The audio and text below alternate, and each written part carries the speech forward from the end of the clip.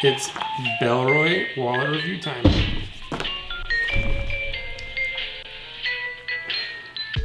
So this is their note sleeve. This is the wallet that was most interesting to me because you can hold cash and cards, and it's got one of those little pull tabs that are fun.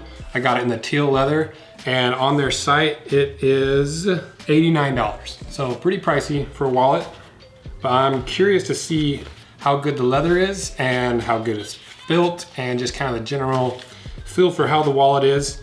I'm interested in this wallet because there's like the handmade wallets that a lot of these smaller shops like mine make that are really high quality. They go all out on quality and construction.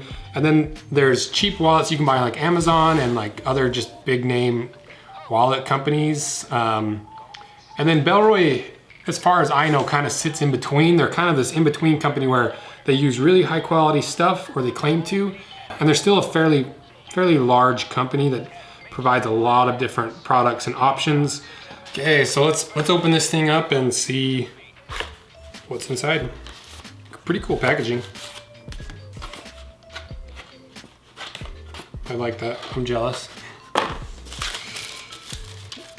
Nice tissue paper to protect the leather. And I chose this leather because I love teal leather. Cool little demonstration. Pull here, it says. Wow. Check that out. Note sleeve. The all-arounder that loves your bills, cards, and coins. Yeah, their packaging's pretty cool. Let's try some cards in this thing and see how it works functionally. I'm gonna try my best not to flash all my credit card numbers.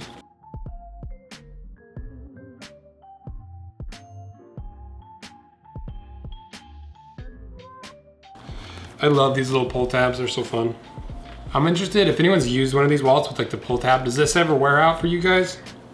I like that they put a little reinforced stitching in the pocket area. Since they use such a thin leather, I think it's smart that they put a little reinforced stitching there.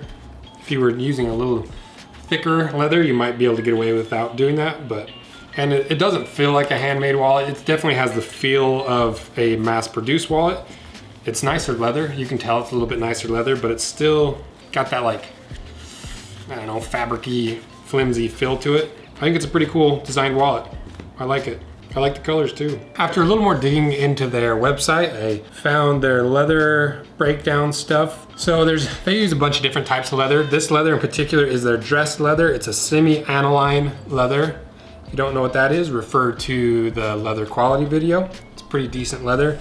Oh, hey, if you want a more finished looking leather that still looks like leather, it's a good option. I prefer aniline leather, personally, aniline.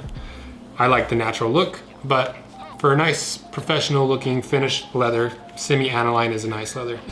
So far, pretty impressed. Now, let's tear this thing apart. All right, let's start with this seam.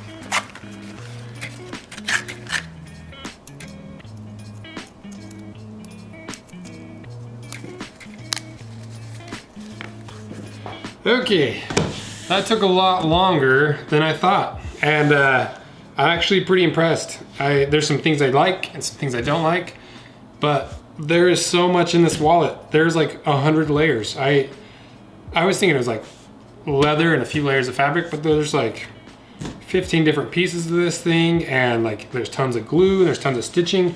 So it is very well constructed, especially for the price. Like it's 90 bucks, which is a lot for a wallet, but for as much craftsmanship and sewing and everything that goes into this, I feel like that's a pretty fair price actually. It's got the RFID blocking material. If you're into that, this polyester fabric seems fairly strong, you know, as strong as a thin fabric can be. It's got a cool pattern on it. The pocket, I like how one of the pockets, instead of it being sewn, it was actually folded on that 2 pocket part. It's not sewn at the bottom, it's folded so that you have the entire strength of the fabric holding the cards together. As for the leather is actually pretty good leather. If you look closely, you can see a lot of the flaws and a lot of these weird like patterns in it. That's a good indicator that this is up higher in the grain. This isn't some leather from splits. It's not a genuine leather. This is either a full grain or a top grain. I'm guessing a top grain leather, because you don't get all these variations and all that tight knit grain pattern in a split or a genuine leather. So pretty decent leather.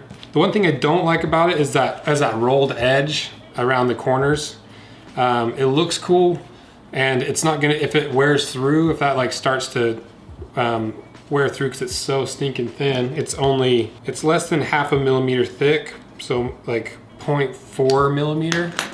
But they do have a wallet, they're like premium wallet, I forgot what they're called. They're designer wallets. So they're designer wallets, they don't have that rolled edge. It's just edge on edge like a handmade wallet would be. So that, I like the premium better. It's a lot more expensive, they're like 170 bucks. But then again, you get what you pay for. I wish they had a version that was just all leather. That would be really cool to see. So the actual thickness of the leather that they use is just under 1 millimeter. So it's like a 2-ounce leather. Compared to like our Claude wallet, we use about 1.5 millimeters. So it's pretty close. I don't like going down this thin. You start to get to where you can easily rip it. But you know, it's a pretty good wallet. I was actually really impressed. I was coming into this thinking that I wouldn't like it, and I like it. It's a good wallet. You know, there's kind of 2 different worlds of wallets. There's like the handmade wallets that are big, like heavy leather, all leather, heavy stitching, and then there's like the other end of the wallet spectrum, which is more of like the mass-produced, really like clean, sleek, professional looking wallets. And if you're going for that style, this is a really good wallet for that. If you want more of a handmade looking wallet, this isn't that, and it probably won't last as long as a handmade wallet. The stitching's not as big. This fabric's never gonna last as long. The leather's not as thick. But for a clean, professional looking wallet with that kind of, not mass-produced look, but kind of that really refined construction techniques, this is a good wallet. I'm really impressed. Bellroy is an awesome company. I looked through a lot of their beliefs and philosophies, and they're really good at sourcing things sustainably and doing things responsibly, which is really cool. They're an Australian-based company. They manufacture in China, India, and the Philippines, which, you know, I'm a hand, look, they have a giant American flag in the background, so I'm always gonna lean towards like domestic-made products. But, you know, they have a lot of things in place to make sure that where their stuff is made responsibly, and the people working on them and making their products are treated well. It seems like they've got it down pretty good, and they do it the smart way.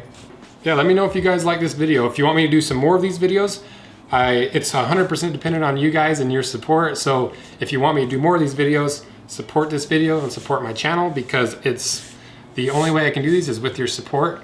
And if you want to see me do more wallet videos, be sure to like and subscribe and comment. Let me know what you think of Bellroy. Let me know what you think of this teardown, and what you've heard about Bellroy. But that wraps up my long day of filming, and we got the Made in England Doc Marten boots done. We've got the cheapest Amazon belt review done, and the Bellroy wallet done. And now it's time to edit. So, see ya.